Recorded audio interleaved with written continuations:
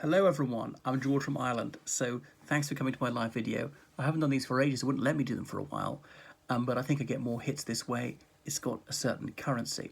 So you like to see it more immediate, even rawer, more raw? What's the comparative? Forgive my not being a grammarian. Than it is usually. So this is a video about this new AUKUS deal, where the United States and the UK use their special nuclear submarine technology to sell a submarine to Australia, much to the chagrin of the French. So as part of this new AUKUS pact, as in Australia, United Kingdom, United States. So not much has changed in Australia in over 120 years. At the dawn of the 20th century, they were worried about the yellow peril. They specifically thought Japan invading them. Seems a rather racialist expression, but that's what was said at the time. Because Australia, huge in area, eighth biggest country in the world in terms of land, but quite small in population, about 33 million people. How do they defend a territory of something like 9 million square kilometres with so much more population? So that's why I got this defence pact with the United States. That's why they fought in Vietnam, part of SEATO, Southeast Asian Treaty Organization, to get the United States committed to the security of the region. Because if the United States weren't there, they feared in the 60s they could very easily be invaded by China. They just couldn't defend such a huge coastline. They're worried about China flexing her muscles. Remember, for centuries, Cathay was known as the sleeping giant, which had been so far ahead in the Dark Ages, so far ahead of Europe, fell behind, refused to learn, became too haughty. That's why complacency is perilous, and America is falling into the same rabbit hole sometimes by being unwilling to learn. You've got to be willing to eat humble pie, to pay homage to other countries who are ahead. I know the US is ahead in many spheres at the moment, but as Napoleon said, when China wakes, the world will tremble. Well, we are trembling as China is building these artificial islands in the South China Sea, like claiming the Spratly Islands in the Philippines, then claiming more of the territorial waters, any minerals they might happen to find there, and so on. So the Australians have been considering purchasing these diesel-powered submarines for France for some time, but unfortunately they were noisy. The whole point about submarines is stealth, so they're undetectable. And the United States and other countries in the region are increasingly apprehensive about the advances made in naval technology by the Chinese. So the missile systems could take out American carriers so easily, and surface ships. So it becomes more important to have submarines which are as difficult to detect as possible. Hello, my first live broadcast. Well, I made one the other night, actually. I'm getting back into them.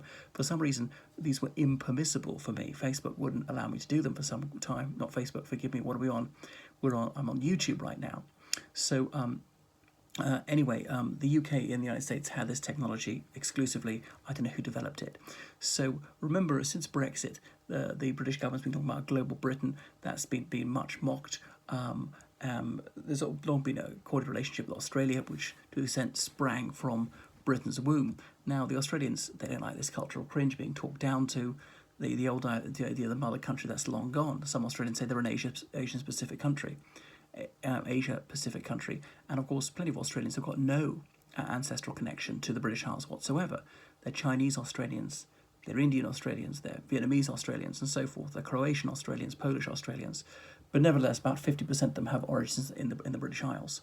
And since Brexit, there's been talk of Kanzuk, and that's just it, talk, not by any government minister, as in Canada, the United States, the UK and Australia would have some kind of confederation. I mean, I think it's a bit of a pipe dream myself. But some years ago, that the UK, Australia, and Canada agreed to sort of share diplomatic services.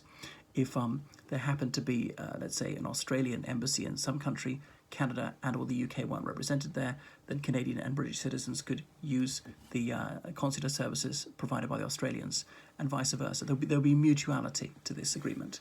So anyway, that's it.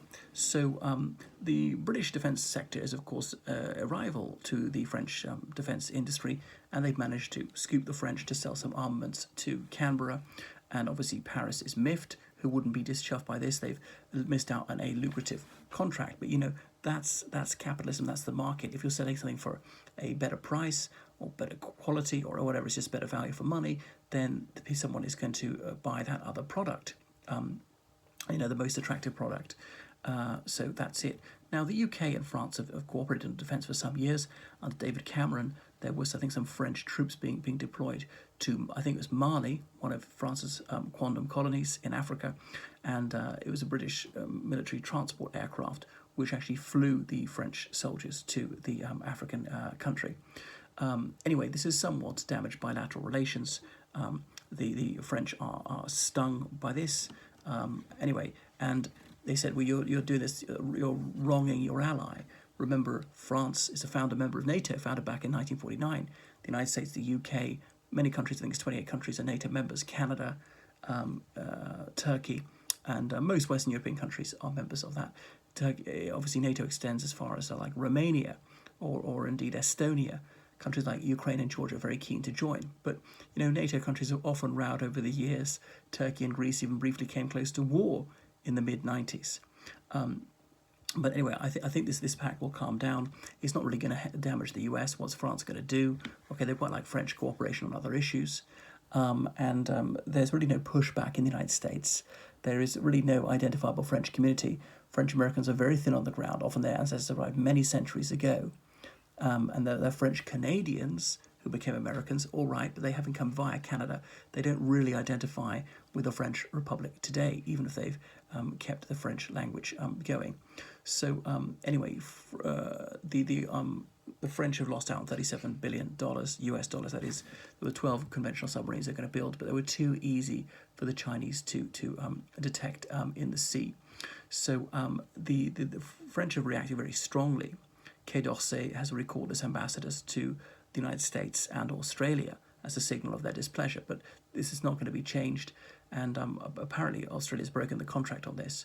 So obviously I comprehend the French reaction. There's going to be an FU reaction, of course. They would be unhappy about this.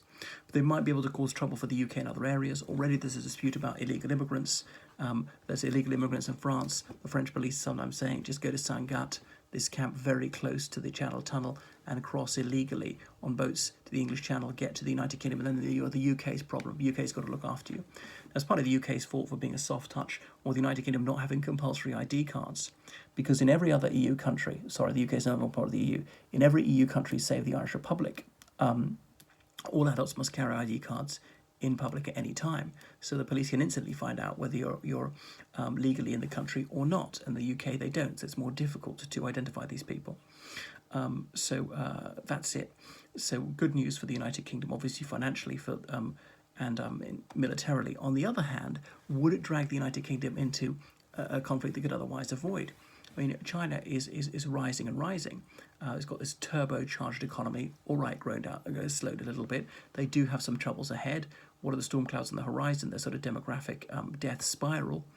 And maybe their products are not selling as well as they used to.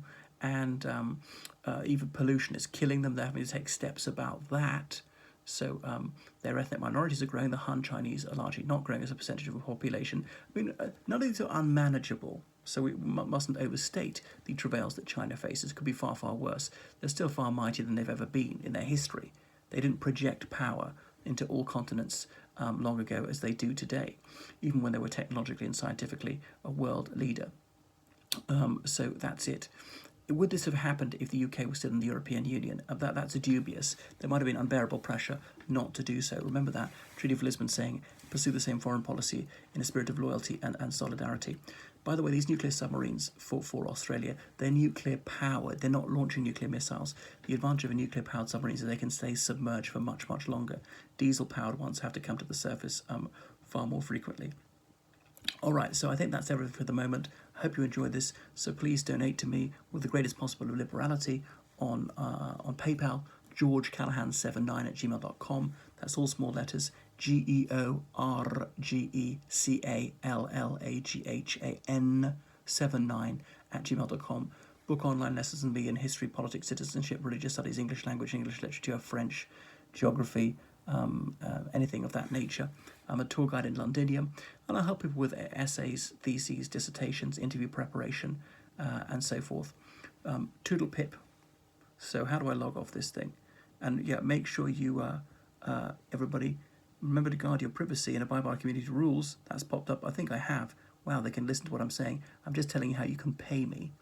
And remember to request videos. Bye.